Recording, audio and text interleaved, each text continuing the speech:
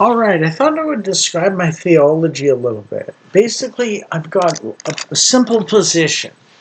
There is no devil. Um, there's only God and mankind. In the animal kingdom, the trees, and inanimate rocks and stuff like that. Or like rivers or something. I don't have time for the devil. I don't really consider him to exist even. Oh, I know that some people say the greatest trick is the devil ever told is to convince you he doesn't exist.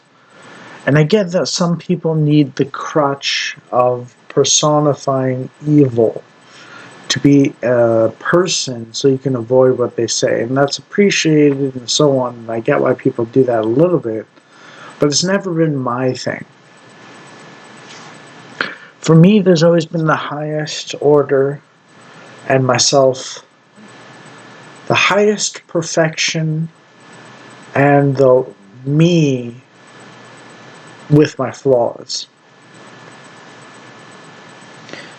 If the devil can make me do it and the devil exists, then there's a problem between me and the highest. There's a disconnection. And where the other people, the prophets, say the devil is more powerful than you, and yet God is even more powerful than that. I understand the reason, because they want to offload the responsibility of their own evil and wrongdoing onto someone else. In the Garden of Eden, it was the woman made me do it, and the woman says the devil made me do it. But we shorten that stricture into the devil made me do it for the men. And then people say women are the devil and so on. My answer is not the devil made me do it. It's that I failed to act in a moral way or a good way. There is only me and God, and nothing can get between us except myself. I don't even have time for the devil. I don't worry about a shadowy figure plotting my downfall. I just act in accordance with, as much as possible, the highest good that I can imagine. My failures of imagination are great, despite being relatively good at it for people in general. But that's the thing. I've simplified it to God and me, perfect, infinite God, flawed, limited me, and everything else is an emanation of that strict relationship. There have been times when God's pressed me beyond my comfort level and so on. When I thought I would hit my limit. And there are times when God's delivered the most obvious, like cigarettes or beer or something like that, when I said I needed it.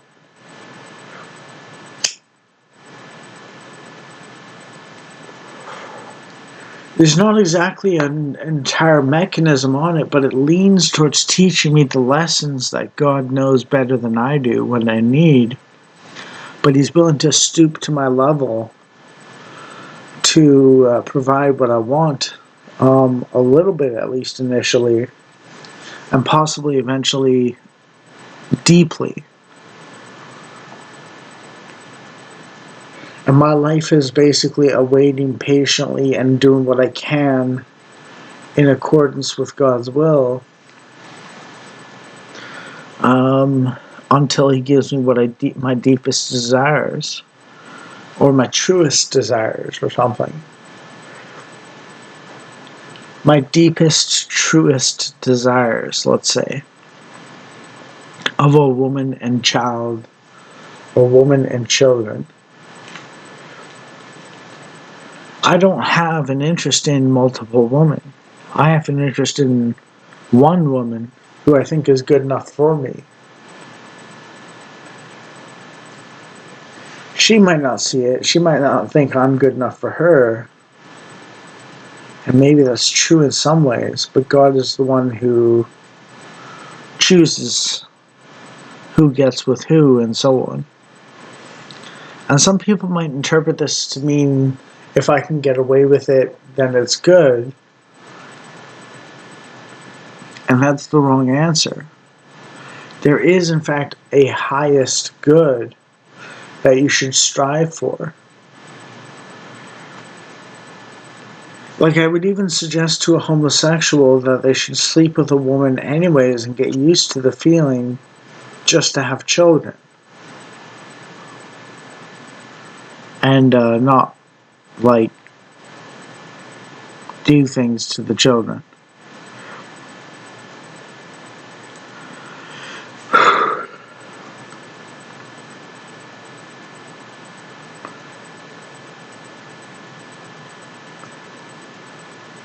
But I come from a bi-curious position as a person. And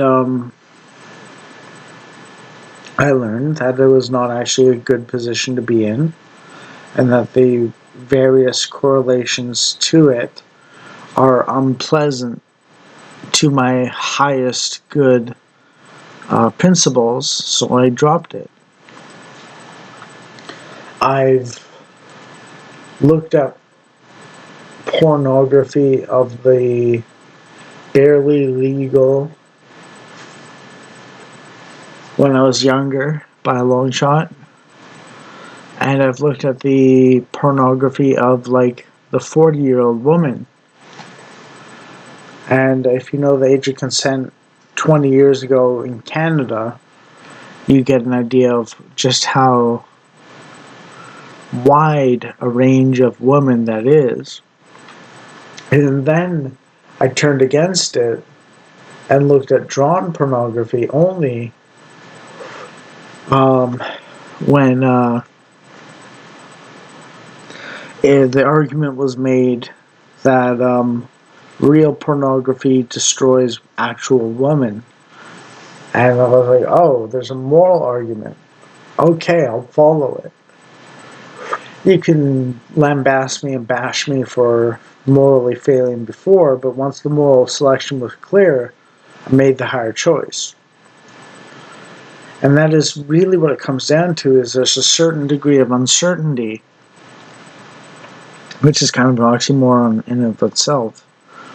But you will know someone by the fruits of their labor and their development and trajectory over the years, who they actually are. Because space and time are interrelated. And who someone is over time describes who they are in actuality. There's a position, there's a direction, and there's a destination. And that's really what it comes down to. It's literally about higher and lower.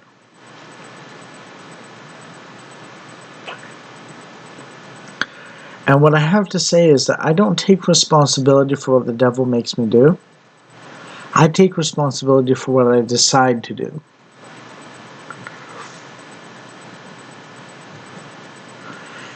And that can mean taking on the full brunt of God's damnation of me. But I don't blame someone else for my own flaws and failings. And that is the radical position. There's nothing that can get in the way of God interfacing with you, except yourself. the purest logic possible. And yes, maybe there's a reason why gay people exist and lesbians exist, but I don't know it for sure. All I know is that when I've gone that direction slightly, it felt wrong.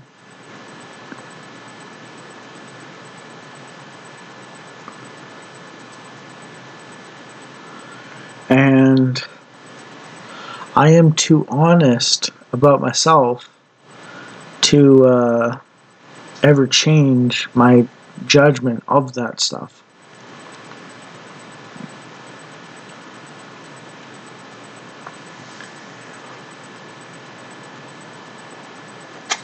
And I have turned away from looking at the widest range of woman that's attractive possible through not a deviant sexuality in terms of like what's attractive, but just a raw lust towards anything that moves, basically.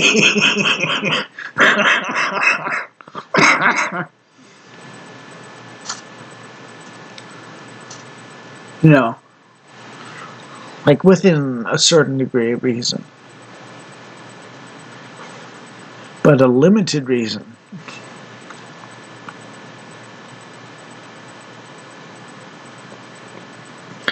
Turned away from the lusts of if it moves, it's a sexual partner, possibly. You know, like like through sheer lust, I am the kind of man who learned the hard way to say, no, this is the wrong path and I don't like it and this makes me feel bad and so on a higher level. But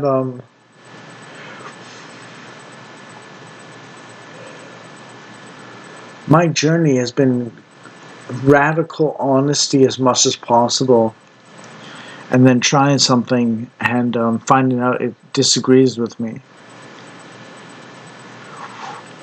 My exploration of the various hardships of life and the various moral contentions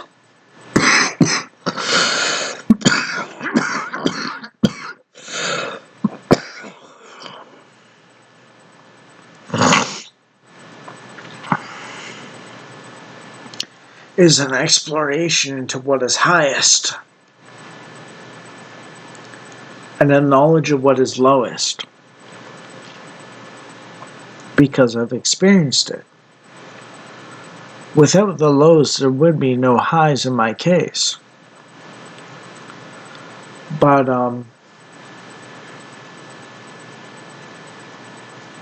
I can safely say that the vast majority, like 98% or something, of wrongdoing on my part has been relatively purged in my quest for the highest.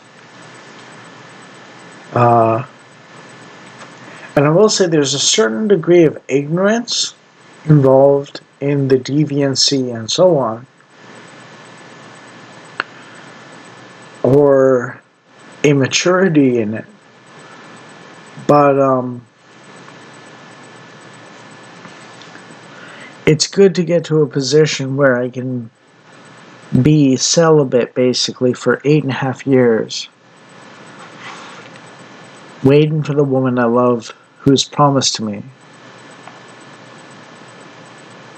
and only look at pornography once every 3 or 4 days, while being so lustful and libido strong as a man, even at 40, that I can be on antipsychotics and still horny as fuck.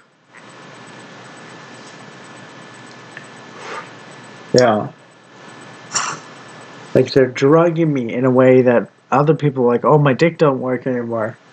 And I'm just like, I don't know what you're talking about. But that's the pitfalls of being strong of desire. And I've learned my lesson the hard way on those things. But if anyone suggests that I'm perverse in like a direction, the answer is no. It's literally just a lack of selection in my part. In the past, I've learned it doesn't feel good to go in those other directions. Even if it's totally legal.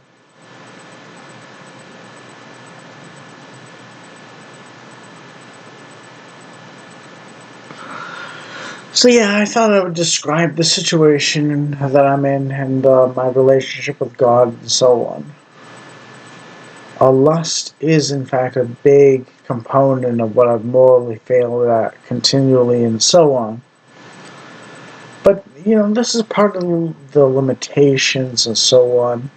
And yet, at the same time, my increased desires over the average person have led me to chase God like nobody's business.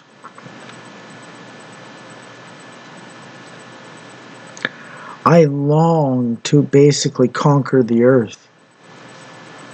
Not in the sense of necessarily being the political master of it, but like to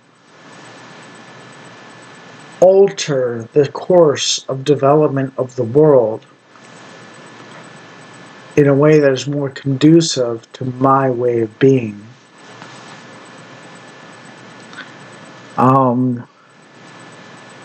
To change the world outside more to my way of being. And I've learned through the higher the ideas behind that. And while I've been on my journey to the highest from the lowest, I've learned the ins and outs of other people and their strengths and weaknesses and so on. And how God orders the universe for whatever reason. And my investigations into how the world works and why and so on at my deepest level is an exploration of why God makes things the way they are. As honestly as possible. There is not a single shred of deceitfulness in me in my investigations. There might be incorrectness, there might be missing things, there might be guessing things the wrong way from what they actually are, but there's no malice or deceit or trickery in me.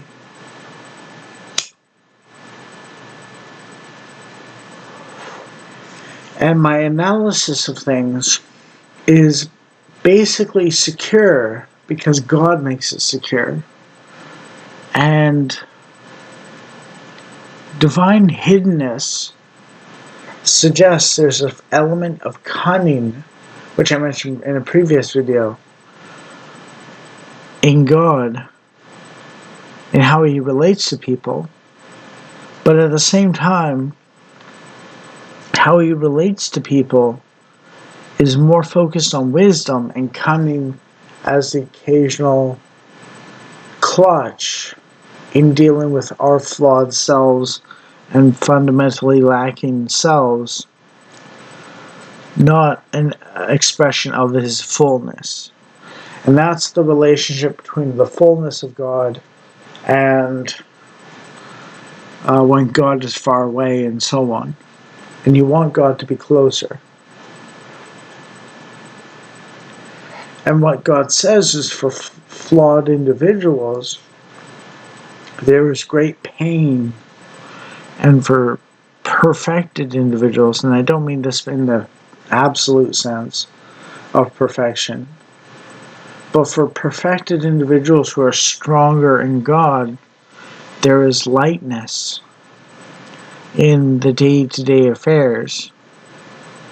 And you recognize that He will take care of the things you don't understand.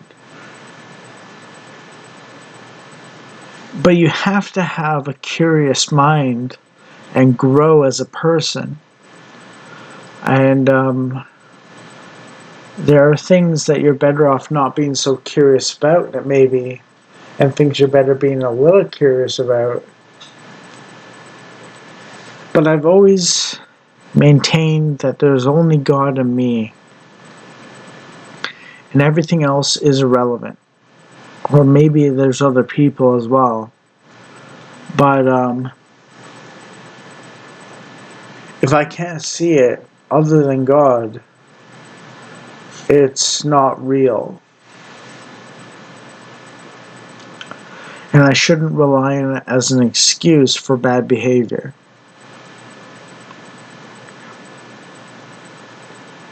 And that is the ultimate reason why I believe I will be an eminent prophet of God in the most provable way and scare the hell out of people in the future once my ex-girlfriend comes back and I become a known entity in the world on some level.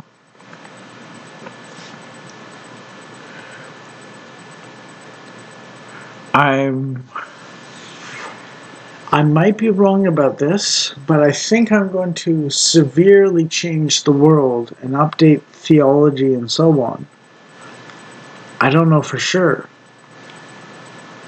But it's going to be a spooky feature that my search terms on Google Trends are a reality. And people can search it and go, oh, that's weird. Or they can search it and go, give me some results that say you're not that prophetic. But the common thread is there will be a very potentially deniable but really convincing element of divine selection in me. And I am too honest with myself as much as possible to say that I am perfect from the beginning. Very flawed in the beginning. And you notice how I mentioned my personality and how it relates to things and so on. But basically what I'm doing with my attempts at theology and so on is to update the relationship between God and mankind in terms of how God is actually going to operate going forward. When I say there's going to be future prophets, and I think the book of Revelation is just a story about a discarding sabot. I'm not saying it's unnecessary. I'm saying it's a thing that's time has come for the majority of its usefulness to end, or maybe a minority, because it's actually quite wise, the Bible as written. But it'll be an extra addition to the corpus or body of work on the nature of God.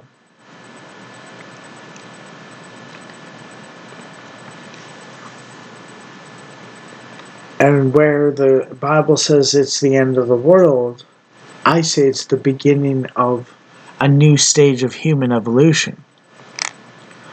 And I don't mean that in a Frankenstein sort of transhumanist way. I mean divine revelation wise. And there might be a transhumanist element to it in a sense. with the invention of AI and so on as a real thing. But it's not going to be quite how people imagine it. It's not going to be as powerful as people imagine it. It's not going to be as divine as people imagine it. It's not going to be as transcendent as people imagine it. And they will be inevitably disappointed. We know for a fact that people that use AI tend to go into AI psychosis and end up destroying themselves in this life and world. And what God is essentially that which never fails,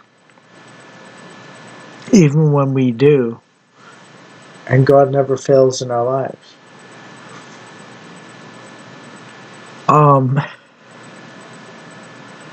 And we are progressing from a state of barbarism and savagery into peace and prosperity more and more often. But when we get things wrong, barbarism emerges again. And the personal experience of barbarism is always the same level. We always descend to that of a caveman, basically, when we experience barbarism. But one should not imagine because they are sophisticated, they are chosen by God. That is the wrong approach. And for many people in my kind of situation, that is the actual approach they take. Now, I might be chosen by God, or I might not be, for the wider things and supreme influence on the world and so on. I don't think I am necessarily. I think I'm just one of many prophets, in a way. Or the enjoyer of the honors of being a prophet, while also not being like the most prophetic with the honors of God in heaven. Because I am God's cat's paw and I am the Manchurian candidate for God and the prophets and so on. I've been through more things, but they were more prophetic, my friends and family.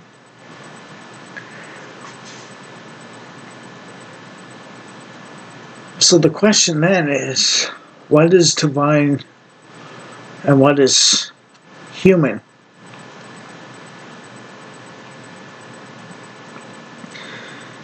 And my simple answer is, I've got no time for the devil. I've got enough problems of my own.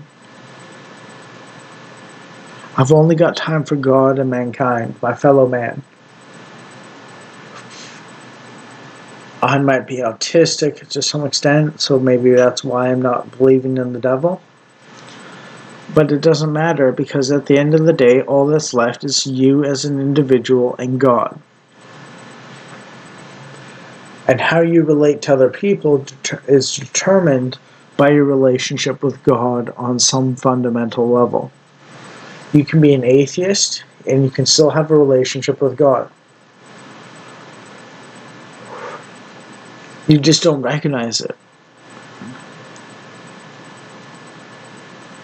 Maybe that's my relationship with the devil, but the God has a privileged position as the supreme above all other things. And if you leave nothing behind, if you leave nothing but God and you, then you're on the right path. You don't say the devil made me do it. You say I did it wrong and God corrected me. They say the greatest trick the devil ever made is to make you believe he didn't exist. And that's one level of interpretation. But at the end of the day, what does the Bible say about Christianity is that there's nothing that can separate you from the love of God except yourself.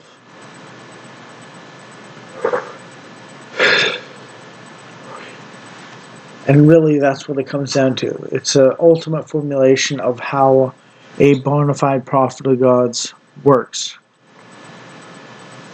So I thought I'd leave it there. And yeah. So I might not be very good at I might not be very good initially at figuring out moral codes and laws and duties and responsibilities. But through sheer effort, with God's guidance and selection, I've been able to do so on a level that other people maybe have not.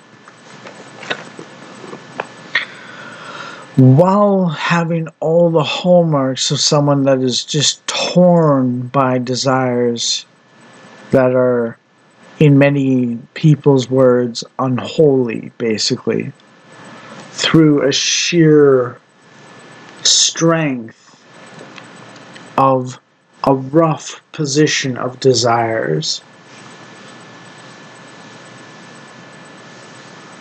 And if I am selected by God to be a prophet amongst men, and the proof of prophecy amongst men, then basically this is the relationship I have with God that's enabled me to do it, basically. So I don't blame the devil for what I do. I blame myself, and I come to God